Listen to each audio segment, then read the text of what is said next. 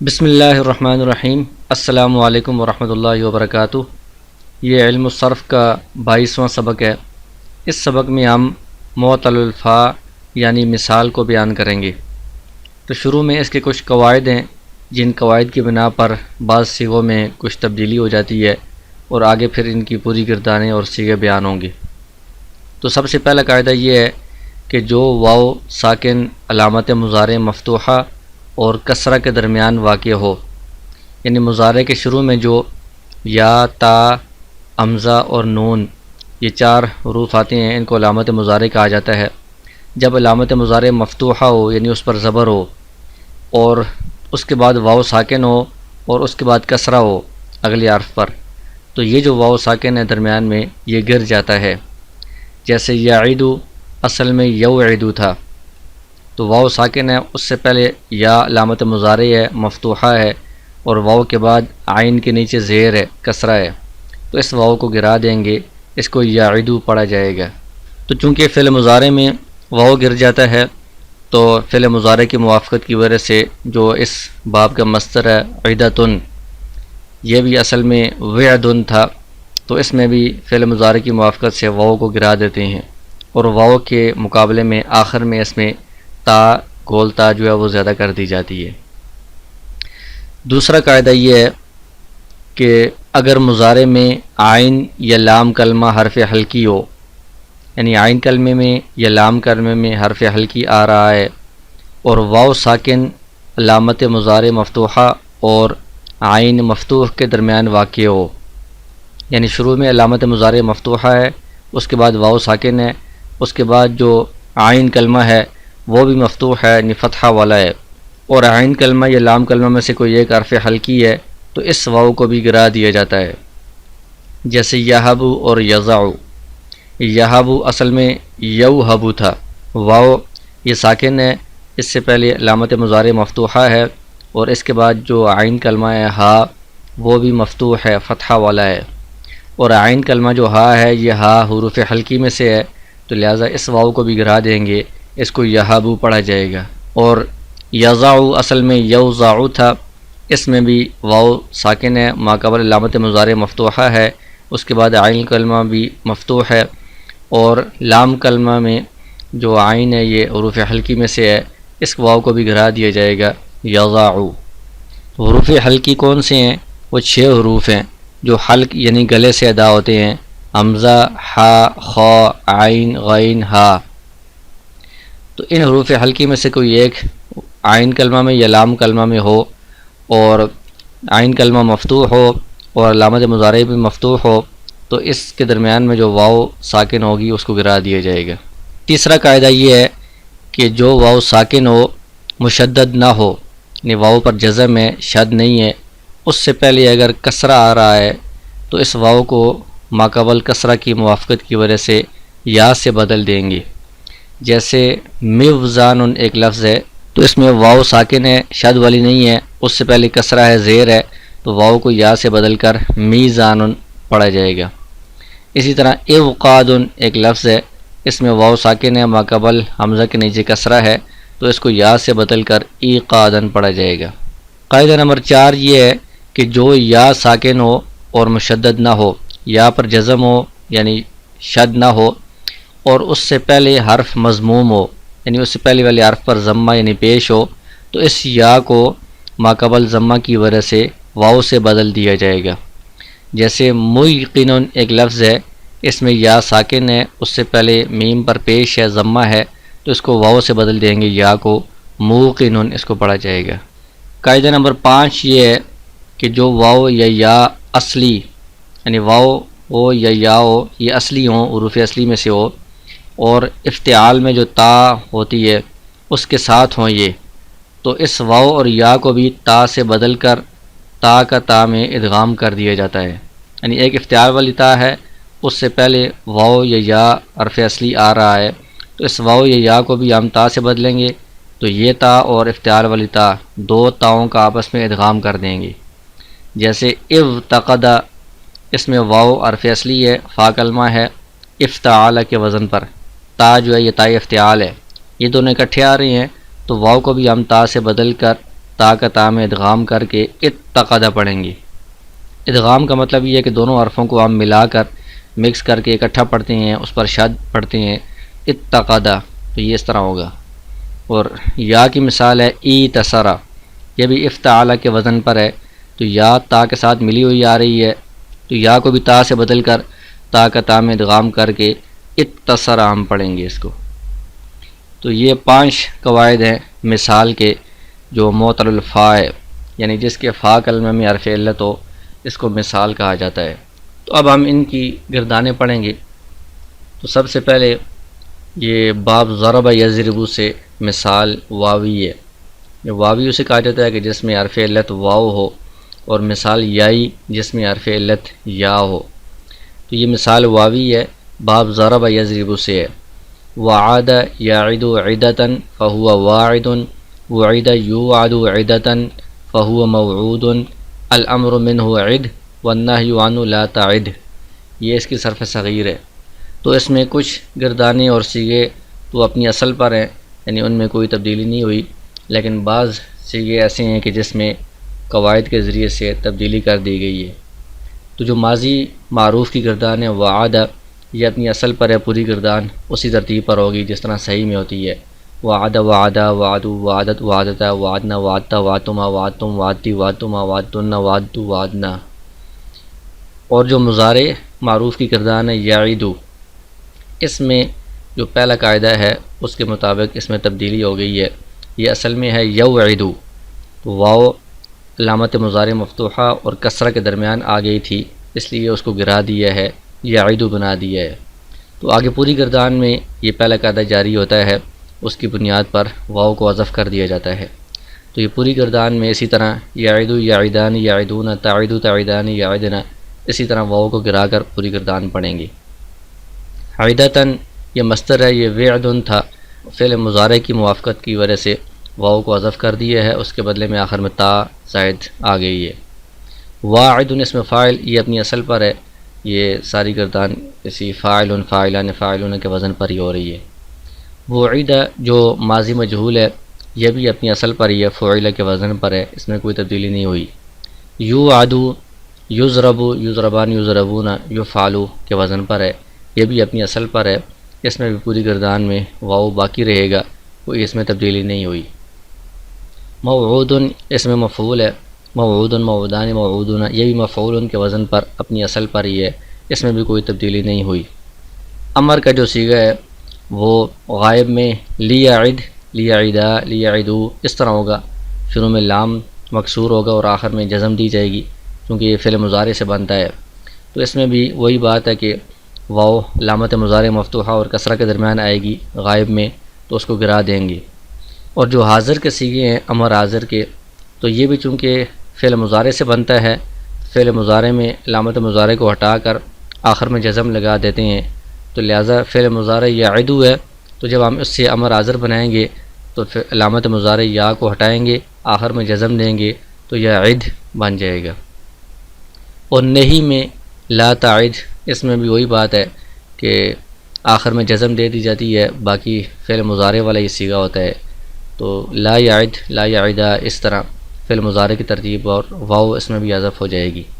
تو یہ اس باب کی باب ضرب یضرب ہے، مثال واوی، اس کی آپ پوری گردانے صرف کبیر میں نفی تاکید بلند، نفی جہت بلم، لام تاکید بارون تاکید ثقیلہ وغیرہ، وہ بھی فعل مضارع کی ترتیب پر ہی بنتی ہیں، وہ سارے ہی آپ اس سے دہرائیں، اور درمیان میں جو صیغے ہیں وہ بھی ترجمے اور پوری تفصیل کے ساتھ جس طرح ہم پہلے پڑھتے رہے ہیں اس طرح آپ دہرائیں۔ تو اس میں صیغوں میں جب ہم ترجمہ بیان کریں گے اور ساتھ صیغہ کون سا ہے اور گردان بحث کون سی ہے اور باب کون سا ہے، اس میں ایک چیز کا اضافہ ہوگا کہ اس میں اگر کوئی تبدیلی ہوئی ہے، قاعدہ جاری ہوا ہے، تو اس کی تعلیل بھی بیان کرنی پڑے گی۔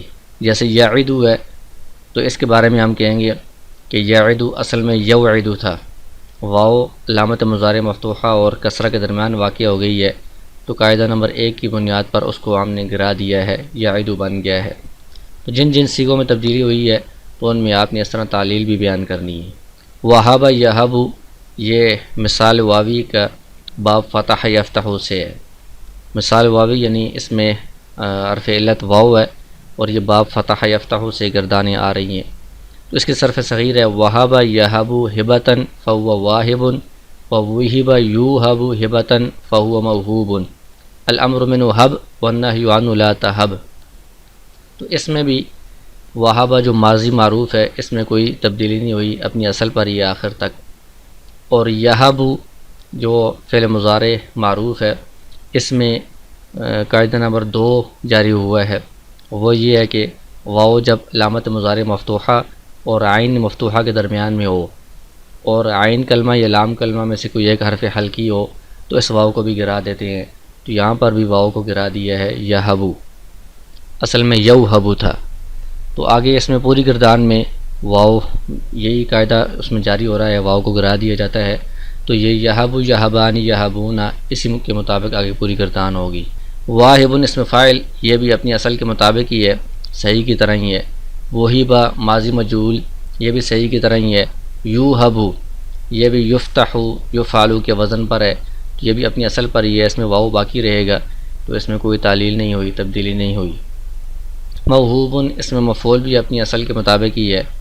امر غائب جو ہوگا وہ لیہب ہوگا، فعل مضارع سے یہ بنتا ہے، تو جس طرح فعل مضارع میں واو گر جاتا ہے تو یہاں پر بھی واو گر جائے گا۔ تو غائب میں واو گر جائے گا، شروع میں لام مکسور لگائیں گے، آخر میں جزم، اور امر حاضر میں علامت مضارع کو حذف کر دیتے ہیں، آخر میں جزم دے دیتے ہیں، تو یہ حب بن جاتا ہے۔ اور نہیں کے اندر بھی اسی طرح قاعدے کی وجہ سے واو گر جائے گا، کیونکہ وہ علامت مضارع مفتوحہ اور عین مفتوح کے درمیان واقع ہو رہا ہے، تو ساری گردان میں یہ قاعدہ جاری ہوگا۔ باب کی بھی آپ صرف کبیر، ساری گردانیں اور صرف صغیر اور درمیان میں جو سیغے ہیں اور ان کی تعلیلات کہ ان میں اصل میں کیا تھی اور کیا تبدیلی ہوئی ہے وہ آپ یاد کریں۔ تو اس میں یہبو کے بارے میں ہم مثلاً کہیں گے اصل میں یہ یوہبو تھا، واو علامت مضارع مفتوحہ اور عین مفتوح کے درمیان میں واقع ہوئی ہے، اور اس کا عین کلمہ حرف حلقی میں سے ہے، لہذا واو کو گرا دیا ہے، یہبو ہو گیا ہے۔ تیسرا باب ہے باب افعال، یہ بھی مثال واوی ہے، یعنی اس میں حرف علت واو ہے اور فا کلمہ میں حرف علت ہے، تو معطل الفا مثال ہے۔ مثال واوی اسباب افعال، تو اس کی صرف صغیر ہے اوقد یوقد ایقادا فهو موقد واوقد یوقد ایقادا فهو موقد الامر من اوقد والنهی عن لا توقد۔ تو اس میں ماضی میں پوری گردان وہ افعلا یعنی اکرما اکرما اکرمو اس کے وزن پر ہی ہے، آخر تک اس میں کوئی تبدیلی نہیں ہوگی۔ اوقد اوقدا اوقدو اوقدت اوقدتا اوقدنا اوقدتا، آگے پوری گردان اسی طرح ہوگی۔